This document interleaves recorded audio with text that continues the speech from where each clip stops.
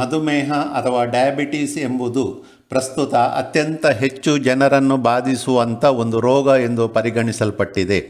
ಡಯಾಬಿಟಿಸ್ನ ನಿಯಂತ್ರಣಕ್ಕಾಗಿ ತುಳುನಾಡು ಅಥವಾ ಭಾರತದ ಹೆಚ್ಚು ಕಡೆ ಸಾಂಪ್ರದಾಯಿಕವಾಗಿ ಬಳಕೆಯಲ್ಲಿರುವಂಥದ್ದು ಇನ್ಸುಲಿನ್ ಗಿಡದ ಎಲೆಯ ಸೇವನೆ. ಕಾಸ್ಟಸ್ ಪಿಕ್ಟಸ್ ಎಂಬುದು ಇನ್ಸುಲಿನ್ ಪ್ಲಾಂಟಿನ ವೈಜ್ಞಾನಿಕ ಹೆಸರು.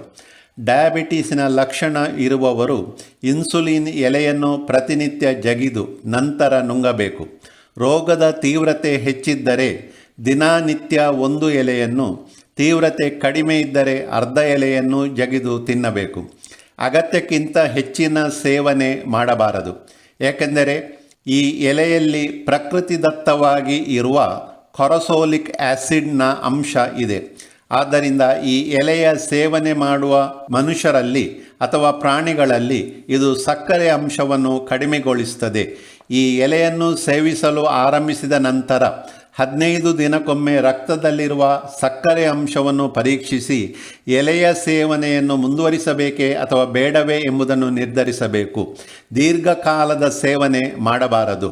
ಇನ್ಸುಲಿನ್ ಎಲೆಯನ್ನು ತಿಂದಾಗ ಅದು ಮನುಷ್ಯನ ದೇಹದಲ್ಲಿರುವ ಪ್ಯಾಂಕ್ರಿಯಸ್ನ ಬೀಟಾ ಸೆಲ್ಸನ್ನು ಸದೃಢಗೊಳಿಸಿ ಅಲ್ಲಿ ಇನ್ಸುಲಿನ್ ಉತ್ಪತ್ತಿಯಾಗಲು ಕಾರಣವಾಗುತ್ತದೆ ಎಂದು ತಿಳಿಯಲಾಗಿದೆ. ಇನ್ಸುಲಿನ್ ಗಿಡದ ಎಲೆ ದಿನನಿತ್ಯ ಸಿಗದೆ ಹೋದರೆ ಎಲೆಯ ಪುಡಿಯನ್ನು ಸೇವಿಸಬಹುದು.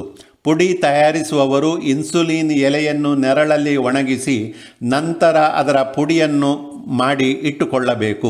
ಇನ್ಸುಲಿನ್ ಗಿಡ ಅತ್ಯಂತ ಸುಲಭವಾಗಿ ಬೆಳೆಯುವ ಸಸಿಯಾಗಿರುವುದರಿಂದ ಅದರ ಅಗತ್ಯತೆ ಇರುವವರು ತಮ್ಮ ಮನೆಯಲ್ಲಿ ಹೂಕುಂಡದಲ್ಲಿ ಇದನ್ನು ಬೆಳೆಸಿ ಸೇವಿಸಬಹುದು.